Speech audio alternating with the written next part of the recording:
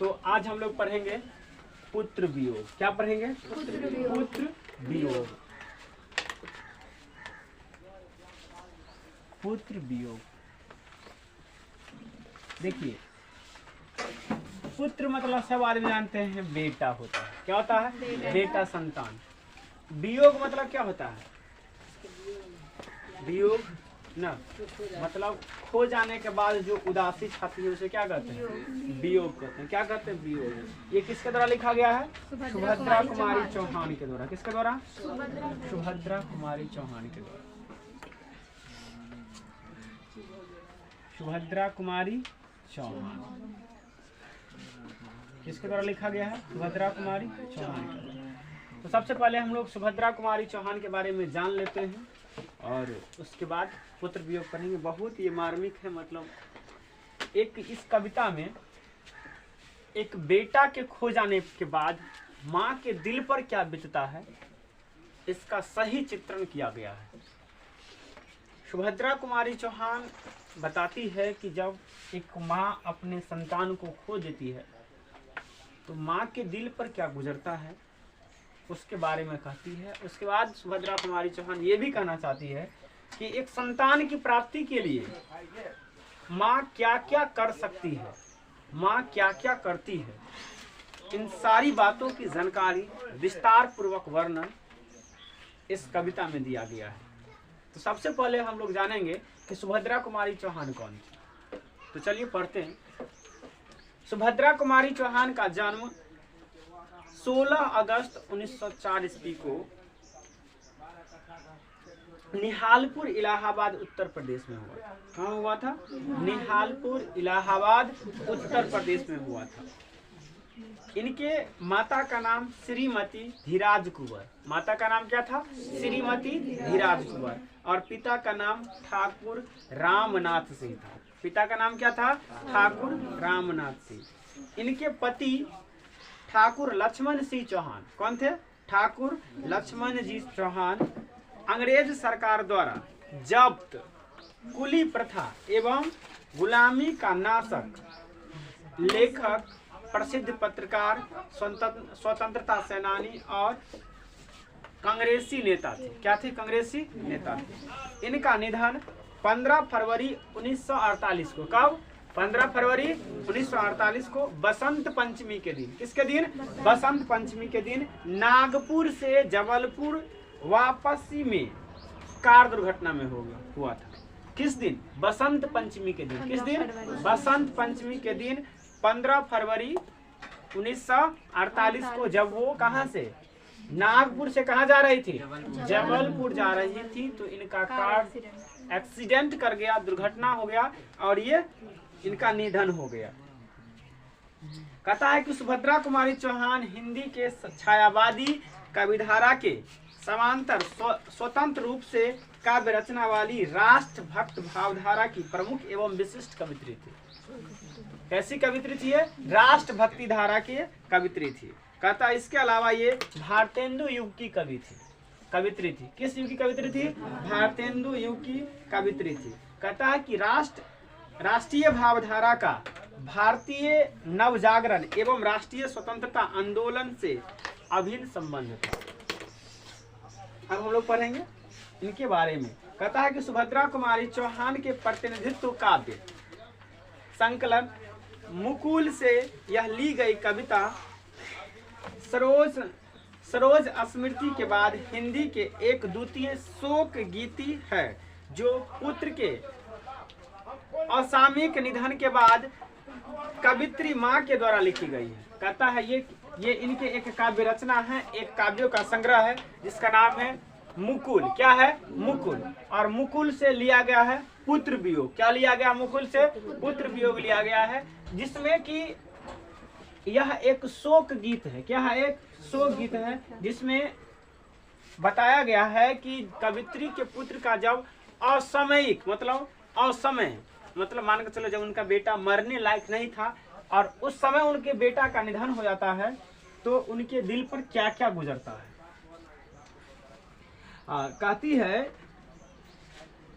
पुत्र के असमय निधन के बाद पीछे तड़पते रह गए माँ के हृदय के निरादुन शोक की एक ऐसी सादगी भरी अभिव्यक्ति है जो निर्व्यक्तिक एवं सार्वभौमिक होकर अमिट रूप से काव्यत्व अर्पित कर लेती है। पता है कि जब पुत्र खो जाता है तो माँ की जो दर्द है, माँ की जो कराह है, वही इस कविता में एक कविता का रूप ले लिया है। और उसी दर्द को सुभद्रा कुमारी चौहान ने किसका रूप दिया है? कविता का रूप दिया है। किसका रूप दिया है? कविता का रूप दिया है। कहता है कि इसमें एक माँ के विषाद में शोक का एक साथ धीरे धीरे गहराता और ऊपर ऊपर आरोपण करते हुए भाव उत्कटता अर्जित करता जाता है तथा कविता के अंतिम छंद में पारिवारिक रिश्तों के बीच माँ और बेटे के एक विलक्षण आत्म प्रतीति में अस्थायी परिणत पाता है।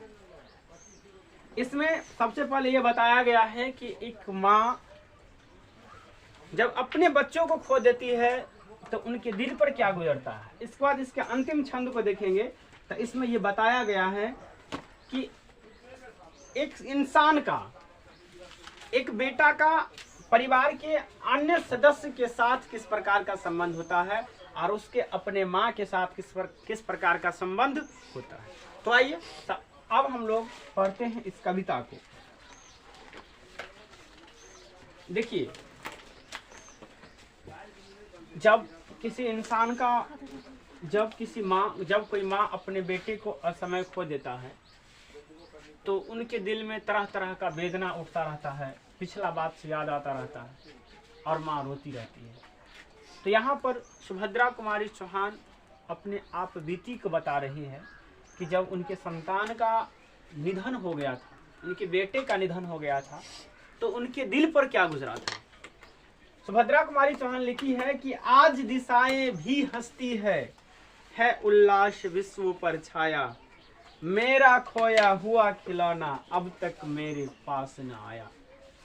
कहता है कि आज चारों दिशाओं में खुशियां हैं, पूरे विश्व में उल्लास है, सब खुशियां मना रहे हैं, लेकिन मैं जिसके साथ खुशियां मना रही थी, मेरा जो खिलौना था, मैं जिसके साथ खेल रही थी, वो मेरे पास दोबारा लौट के नहीं आई है। अब मैं किसके साथ खेलूंगी? अब मैं किसके साथ खेलूंगी? यानी बेटा माँ के लिए किसके समान होते हैं? खिलौना के समान होते हैं। और जिस प्रकार से बच्चे खिलौना से प्रेम करते हैं, उसी प्रकार से माँ भी अपने बच्चे से प्रेम करती है। आगे कहती है, शीत न लग जाए इस भय से, नहीं गोद से जिसे उतारा, छोर काम दौड़ कर आई, माँ कहकर जिस समय पुकारा। सुभद्रा कुमारी चौहान कहती है कि सर्दी के मौसम में ठंड के डर से हम बेटा को गोद से नहीं उतारते थे, हमारा बुआ के ठंडी लगी थी कि ना छोड़ दिए। कोई काम कर रही है, खाना बना रही है, कुछ भी कर रही है, लेकिन एक बारी जब बचा कहता माँ, सब काम छोड़ के दौड़ चली आती थी। लेकिन जिसके लिए वो पूरा टोटल सारा काम छोड़ देती थी, आज वही खिलौना उनसे दूर हो गया है। आज वही खिलौना क्या हो गया? उनसे दूर हो गया है। जिनके लिए दुनिया की सब काम काज उन्हें अप्रिय लगता था, सिर्फ वो अपने बच्चों से प्रेम करती थी, वो अमूल्य खिलौना अब उनसे दूर हो गया है ना। किसी कवि ने कहा है, दिल का खिलौना कहाँ छूट गया, कोई लुटेरा आके लूट गया ना। तो कहता है कि ठपकी दे दे जिसे सुलाया, जिसके लिए लोरिया गाई, जिसके मुंह पर जरा मलिनता, देख आंख में रात बिता। कहता है कि जब बेटा मेरा नहीं सोता था तो हम लोरी गाते थे, चंदा मामा दूर के, लड्डू मोती चूर के, आप खाए थाली में, मुन्ना को दिए प्याली में, प्याली गया टूट, मुन्ना गया रूट। ना कहती है कि जिसके लिए रात रात भर के लोरिया गाती थी, आरे चंदा मामा मेरे बनन्हे को सुला जा, जिसके लिए लोरिया गाती थी। जिस दिन वो नहीं सोता था, उनके मुख मलिन होता था, तो रात रात भर जग के उसको ठोक ठोक के सुलाती रहती थी। आज वही खिलौना हमसे दूर हो गया है। आगे कहती है कि मैं संतान के प्राप्ति के लिए क्या क्या किया। देखिए, एक माँ अपने संतान की प्राप्ति के लिए क्या क्या करती है। जिसके लिए भूला अपनापन, पत्थर को भी देव बनाया, कहीं नारियल दूध बतासे, कहीं चढ़ाकर शीश नवाया। एक माँ अपने संतान के लिए अपनों को भी भूल जाती है, पत्थर को भी भगवान बना लेती है। लोग के ताने से फन्ना जगह वहां जाकर नारियल फोड़ती है, देवी माँ की पूजा करती है, भोला बाबा की पूजा करती है। कहीं नारियल फोड़ती है, कहीं दूध चढ़ाती है, कहीं बतासा चढ़ाती है, हजारों प्रकार की मन्नतें मांगती है, अपनों को भूल करके। जिसके लिए माँ पत्थरों की पूजा करती है। किसकी पूजा करती है? पत्थरों की पूजा करती है। फिर भी कोई कुछ ना कर सका, छीन गया मेरा खिलौना, छीन ही गया खिलौना मेरा, मैं असहाय विवश बैठी ही रह गई, उड़ गया छैना मेरा। कहता है लाख पूजा अर्चना, मंदिर, देवी देवता, पत्थर को भगवान के पूजने के बाद भी किसी ने कुछ नहीं कर पाया। मैं देखती रह गई, हाँ बेटा बेटा बेटा। और मेरा जो छेना था वो क्या हो गया? उड़ गया। मेरा खिलौना मुझसे क्या हो गया? दूर हो गया ना। मेरा खिलौना क्या हो गया? मुझसे दूर हो गया। कोई उसको बचा नहीं सका, वो मुझसे बहुत दूर हो गया। उसके बाद क्या हुआ? कहता है तड़प रहे हैं विकल प्राण ये, मुझको पल भर शांति नहीं है, वह खोया धन ना पा सकूंगी, इसमें कोई भ्रांति नहीं। कहता है मैं जानती हूँ, सुभद्रा कुमारी चौहान कहती है कि मैं जानती हूँ कि मैंने जिस धन को खोया है वो धन अब दोबारा नहीं आएगा। मैंने जिस धन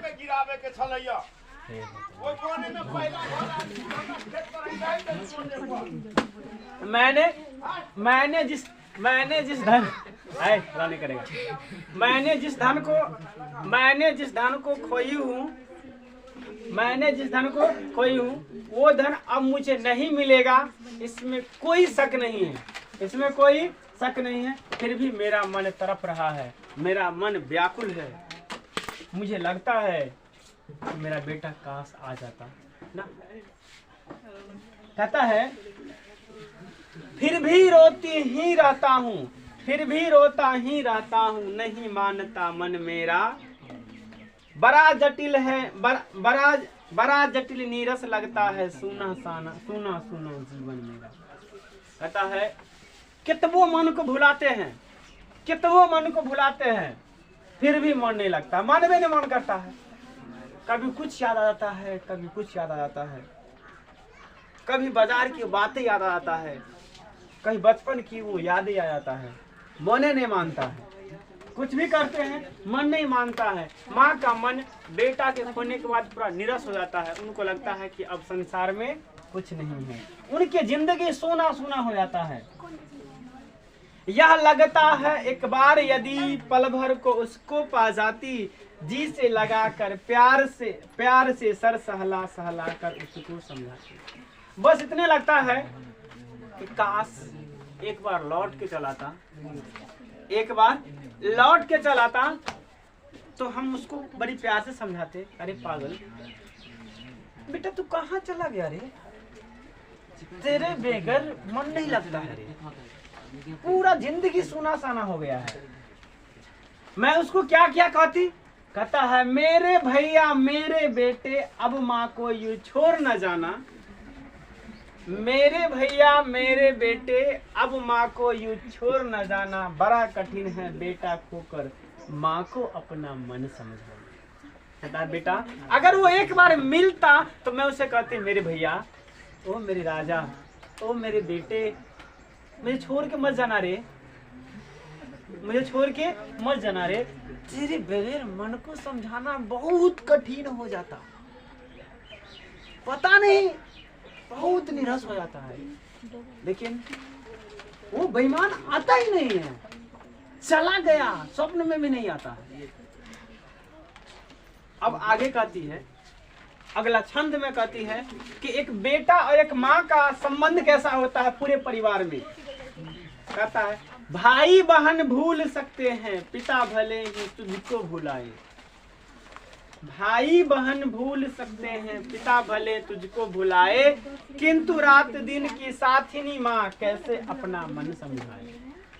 कहती है कि भाई बहन इवन तुम्हारे पिता अपने काम में लीन होकर के, अपने काम में व्यस्त होकर के सब तुम्हें भूल जाएंगे, लेकिन एक माँ जो तुम्हें 9 माह तक गर्भ में रखी, पाली पोसी, रात दिन की साथी, उनको अपना मन को समझाना बहुत कठिन हो जाता है। क्या हो जाता है? बहुत कठिन हो जाता है। वो तुम्हें नहीं भूल पाता है, वो तुम्हें नहीं भूल पाता है।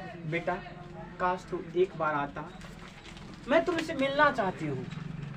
ये था सुभद्रा कुमारी चौहान का ये कविता, जिसमें माँ ने, कवित्री ने अपने पुत्र को एक खिलौना के समान समझी है। किसके समान समझी है? एक खिलौना को समान समझी है। और अपने पुत्र के खो देने के बाद वे अपने आप को निसहाय समझती है। क्या समझती है? निसहाय समझती है। ये खत्म हो गया आपका पोयम।